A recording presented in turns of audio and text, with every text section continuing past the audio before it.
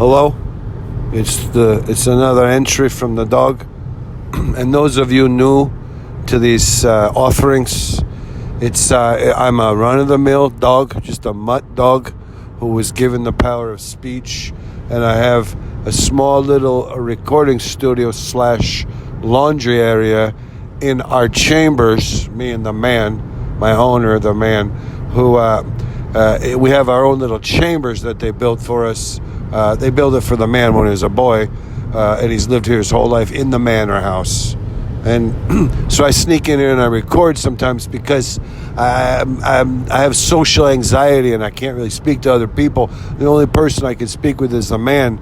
And, we're back talking a little bit, but, But anyways, the thing I wanted to say is that I predicted that Amber Heard, she would have her day in court, so to speak. And everybody would say, oh, she's like Joseph. And Johnny Depp, it turns out, is like Potiphar. And the reason I said she was like Joseph, because everybody made her out to be a Fruit Loop and a manipulative character. And, I don't want to say it. Everybody made her out to be a freaky deek, a controlling person, that she has a disorder where she has to draw attention to herself. But I said, no, I can tell you what, this girl's going to win in the end. This girl, everybody's going to realize. It might take a while, but everyone's going to realize she was really the victim. And then, so it gets to be her turn on the court TV, and her lawyers to make their presentation. And everybody, the tick and whatever it is on the computer, they're saying that our lawyers are boneheads. They have no sense, and they're making fun of them. And that she must have got her from Kmart. She must have gone and got her lawyers at a flashing blue light special at Kmart. But to be honest with you, there's a lot of stuff that's coming out now that makes her look a lot, at least makes her look a little bit more sympathetic.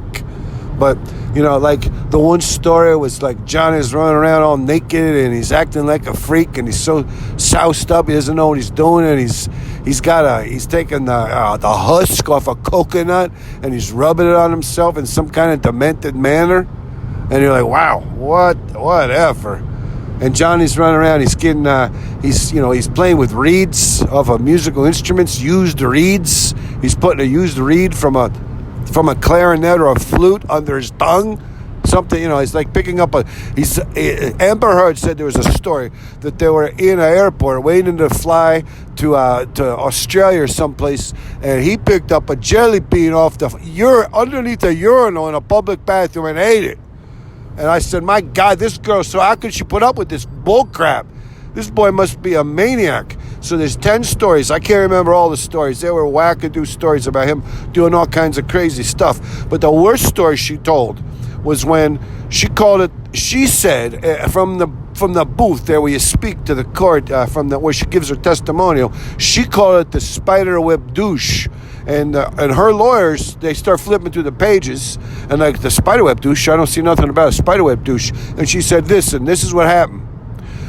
So me and Johnny, we were taking a hike, and he comes up, and it was like dewy in the morning. He comes up, and it's like a beautiful spider web. It's filled with little droplets of dew, so you can really see it.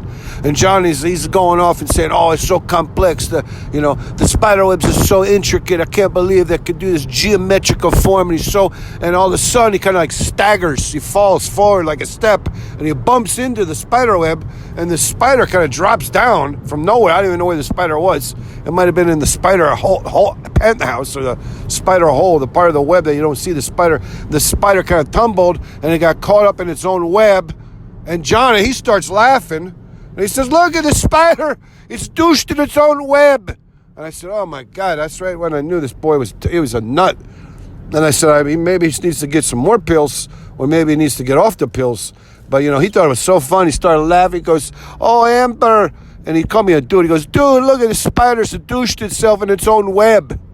And I thought, that's pretty ironic for such a Mr. California sober guy who's like, I wishes he was California. Johnny says he's California sober. I think he's Grateful Dead sober. And he thought it was so funny that the spider got douched in its own web. Well, that's nothing.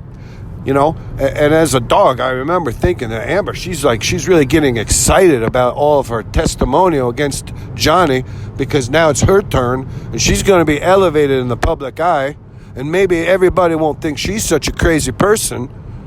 But then she says the other thing was like the seventh story, weird freaky stories of, like, you know, excessive masturbation and shooting up with weird kind of things, like he's trying to shoot up with Ajax, the chemical cleaner, and everybody's like, wow, this guy, you know, he's shaving parts of his hair off his body.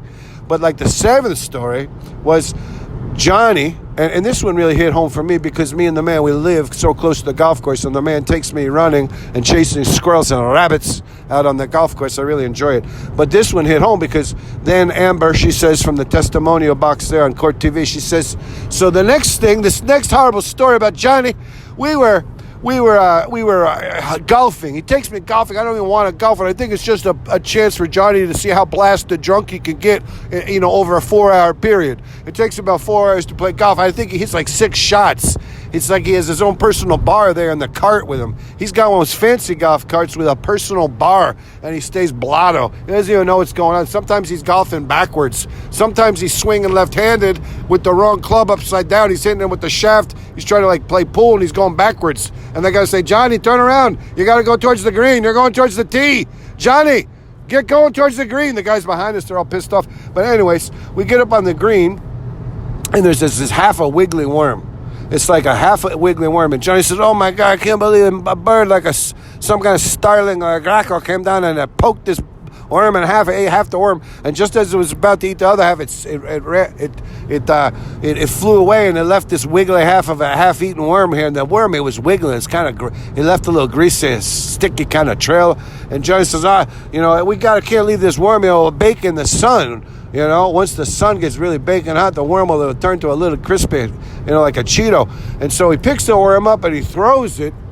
And unbeknownst to him, it wasn't really his fault, but he throws it right into a molehill. There's like 5 or 6 molehills. And this mole comes right out and it grabs the worm and it eats it. And I said, Johnny, you don't throw the worm right over to the mole.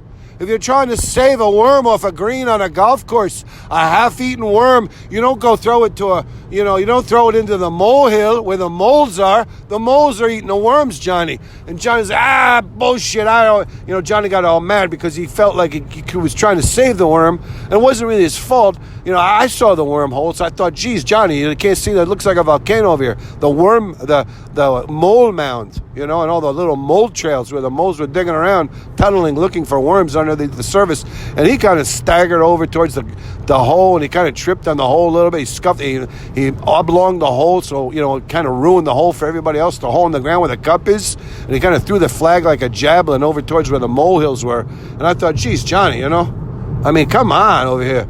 You know, it's you can't even save a half-eaten worm off a green without throwing it over to the moles and come out and watch a mole come out and eat the half-eaten worm. It was horrible. And this is the kind of crap I had to put up with. And everybody in the courtroom knew, too. Everybody was like gasping, like, Johnny, my God, we didn't know you were such a moron and such a freaky dick and such a a-hole, you know, because Johnny, he made it seem like Amber was always kind of trying to be the center of attention. It was always trying to have everything go her way, and she was being real manipulative. But it turns out that Johnny has his own. It's like 10 things Amber Heard brought out in the trial. I can't remember what the 9th and the 10th were, but I assure you they must have been really weird. Had something to do with he was sticking pizza in somebody's pillowcase, or he was wiping his butt or something on somebody's pillowcase. It was really horrible. I can't really remember the details, but let me tell you something. There was 10 things that you make sure you read about them, because Johnny, it turns out, he's either just as bad or he's a little worse than Amber Heard.